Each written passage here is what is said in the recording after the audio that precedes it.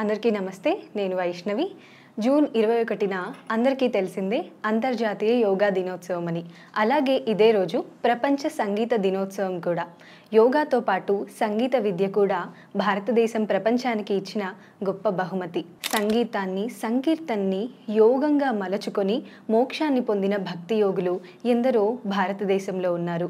అందరికన్నా ముందుగా మనకి గుర్తొచ్చేది శాస్త్రీయ సంగీత త్రిమూర్తులైన త్యాగరాజస్వామి, ముత్తుస్వామి దీక్షితర్, శ్యామశాస్త్రి వార్లు.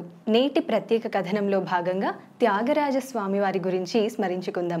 ఈ కథనంలోని ప్రధానమైన సమాచారం ఋషిపీఠం వారి నుండి సేకరించబడింది. వాగ్గేయకారునిగా త్యాగరాజస్వామి అందించిన కృతులు సంగీత జగతికి, సాహిత్య లోకానికి, ఆధ్యాత్మిక తత్వ ప్రపంచానికి కూడా వెలుగునిచ్చే మణిదీపికలు. త్యాగయ్య సాహిత్యాన్ని ఉపనిషత్తుగా కొందరు వ్యవహరించారు. అవి వేదాంత పరిమళాలను అందించే కీర్తనలు కనుక ఆ పేరు సార్థకమైంది. నాద బ్రహ్మగా ఆరాధనలు అందుకునే వీరు నాదోపాసన చేసిన సిద్ధులు. ప్రతి స్వరాన్ని దేవతగా ఉపాసించడం ఒక ప్రక్రియ. నాదమూర్తి అయిన నారదుడి దర్శనాన్ని పొందినవారు త్యాగరాజస్వామి. శ్రీనారదముని గురురాయని గంటి ఏనాటి తపమో గురురాయ మనసార గోరుతి గురురాయ నేడు కనులార కనుగొంటి అని తన అనుభవాన్ని కృతిగా సంతరించారు. ముఖ్యంగా త్యాగరాజ కృతిలోని భాష ప్రత్యేకం. తేలికైన తేట తెలుగు మాటలలో లోతైన మంత్ర, వేదాంత, ధర్మ, భక్తి భావాలను ప్రసాదించడం వారి విలక్షణత. నగుమోము కనలేని నా జాలి తెలిసి సొగసు చూడతరమా ఎందరో మహానుభావులు. ఇలా ప్రతి కీర్తన ఎత్తుగడ తెలుగుదనపు సొగసైన విన్యాసం. చాలా మందికి తెలియని విషయం ఏమిటంటే త్యాగరాజస్వామి కీర్తనలు విన్నాకనే విదేశస్థులు తెలుగు భాషను ఇటాలియన్ ఆఫ్ ది ఈస్ట్ అని కీర్తించారు. భక్తి లేని పాండిత్యం ప్రాణం లేని దేహానికి అలంకారం వంటిది అని ప్రతిపాదించారు త్యాగయ్య. సంగీత శాస్త్రానికి వారి కీర్తనలు లక్షణాలుగా కూడా భావించవచ్చు.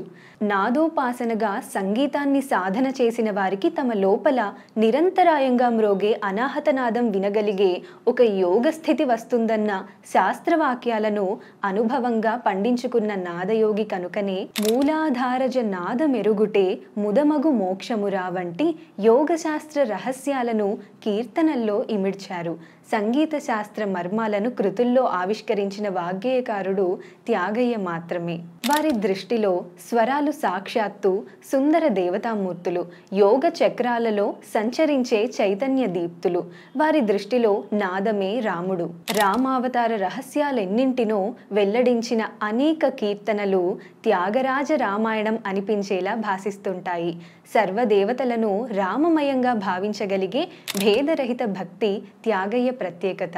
శాంతము లేక సౌఖ్యము లేదు ఎందరో మహానుభావులు నను పాలింప నడచి వచ్చితివో దొరకునా ఇటువంటి సేవ. ఇలా ఎన్నో కృతుల వాక్యాలు తెలుగువారి నిత్య జీవనంలో పలుకుబడులుగా మారిపోయాయి.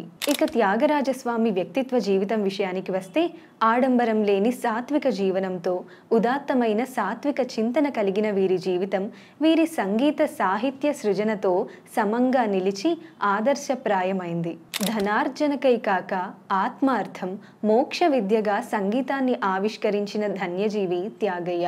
కపటం లేని భక్తి, త్రికరణ శుద్ధి కలిగిన వీరి కళలోని ఆర్జవ శక్తి ఇప్పటికీ మనచే ఆరాధించబడుతోంది.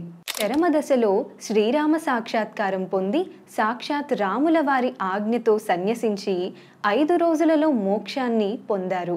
సన్యాసిగా మోక్షాన్ని పొందడం చేత వీరి వర్ధంతి త్యాగరాజ ఆరాధనగా సాగుతోంది. వీరి కీర్తనల వ్యాప్తి సామాజిక రుగ్మతలకు ఔషధంగా పనిచేస్తుందనటంలో సందేహం లేదు. సంగీతం కేవలం సంగీతకారులది మాత్రమే కాదు, మనందరికీ సంబంధించినది కూడా. మనలోనే ఊపిరి, గుండె చప్పుడు, నాడులలో ప్రవహిస్తున్న ప్రాణం అన్నీ లయబద్ధంగా ఒక రిథంలో సాగుతూ ఉంటాయి.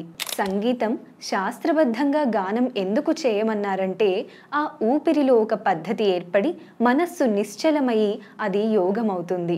స్వరరాగ సుధారసయుత భక్తి స్వర్గాపవర్గమురా ఓ మనస అంటే స్వరరాగ సుధారస భక్తి ఉంటే ఐహిక సుఖాలతో పాటు మోక్షము కూడా లభిస్తుంది అని సారాంశం. ఆ మర్మము తెలియకుండా సంగీతాన్ని ఒక కళగా, వినోదంగా మాత్రమే చూసిన వాళ్ళకి మెత్తని చివాట్లు కూడా పెట్టారు సాధించారు త్యాగయ్య. సంగీతాన్ని వినోద విద్యగా కాక యోగ విద్యగా సాధించారు త్యాగయ్య. గాన విద్య మోక్షదాయినిగా నిరూపించిన ముక్తుడు త్యాగయ్య.